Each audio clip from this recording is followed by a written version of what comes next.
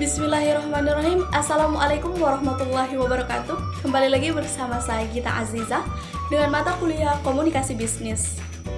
Pada kesempatan ini saya akan menjelaskan mengenai penulisan pesan bisnis. Dalam pesan bisnis terdapat perencanaan pesan bisnis. Apa sih itu perencanaan pesan bisnis?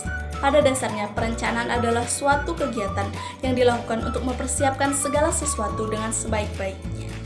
Perencanaan pesan bisnis yang diharapkan dapat menjawab berbagai pertanyaan seperti apa pesan yang ingin disampaikan kepada pihak bisnis, bagaimana menyampaikan pesan bisnis, siapa yang menyampaikan pesan bisnis, mengapa pesan bisnis perlu disampaikan, dan kapan sebaiknya pesan bisnis disampaikan kepada pihak lain.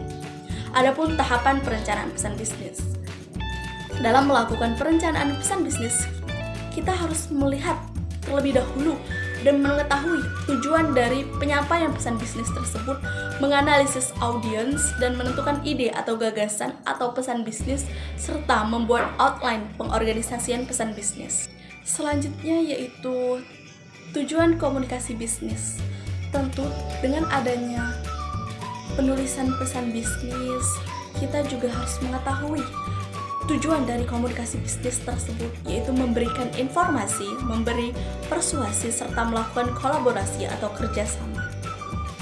Adapun penentuan ide pokok. Dalam menentukan ide pokok penulisan pesan bisnis, kita harus melakukan storytelling atau main ide, yang mana jika kita ingin menentukan ide dalam penulisan pesan bisnis, kita harus bermain dengan ide-ide tersebut. Kedua yaitu rundown list atau daftar acak, di mana kita mampu berpikir bebas dalam menentukan ide pokok penulisan pesan bisnis. Ketiga yaitu CVR worksheet atau lembar kerja, kesimpulan, temuan, dan rekomendasi untuk melakukan penentuan ide pokok dalam penulisan pesan bisnis. Yang ketiga yaitu journalistic approach atau pendekatan jurnalistik, yang mana jika kita melakukan pendekatan jurnalistik, tentu kita dapat menentukan ide pokok dalam penulisan pesan bisnis dengan sangat mudah. Dan yang terakhir yaitu question and answer chain atau pendekatan rantai tanya jawab. Dengan tanya jawab, kita tentu dapat menentukan ide pokok pada penulisan pesan bisnis.